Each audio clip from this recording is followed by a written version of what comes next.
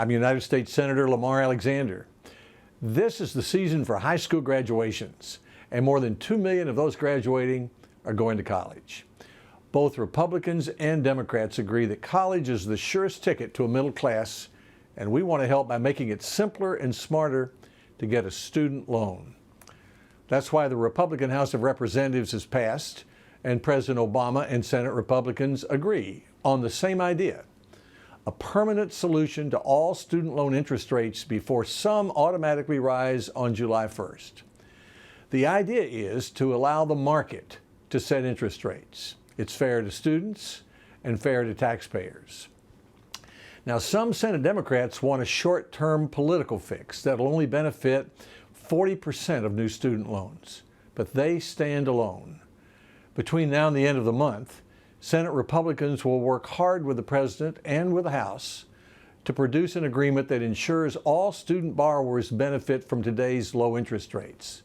That would mean that 100% of all new student loans made this year would have a rate below 5%.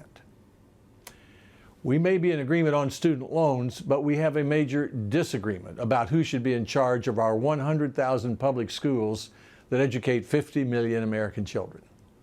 To put it simply, Democrats want a national school board, Republicans favor local control. Over the last decade, the United States Department of Education has become so congested with federal mandates that it has actually become, in effect, a national school board. If you remember the childhood game Mother May I, then you have a pretty good sense of how the process works. States must come to Washington for approval of their plans to educate their students. This congestion of mandates is caused by three things: No Child Left Behind, Race to the Top, and the administration's use of waivers. Together, they've imposed federal standards for what children must know in reading and math. They've coerced some states into adopting Common Core standards, and they've imposed federal definitions of how a state should measure school, teacher, and principal performance. This week, Senate Democrats reported to the full Senate an 1,150-page plan that would not only freeze these mandates into place, but double down, creating more than 25 new programs, as well as more than 150 new reporting requirements. Republicans voted to move in a different direction. We offered a 220-page plan to help children in public schools learn what they need to know and be able to do by restoring responsibility to states and communities and giving teachers and parents freedom, flexibility, and choice. We call it Every Child Ready for College or Career. Our plan emphasizes state and local decision-making. It puts Washington out of the business of deciding whether local schools are succeeding or failing. It rejects federal mandates that create a national school board and prohibits the education secretary from prescribing standards or accountability systems for states. It continues the requirement that states have high standards and quality tests, but doesn't prescribe those standards. Our proposal makes it easier for states to offer low-income parents more choice in finding the right public school for their child.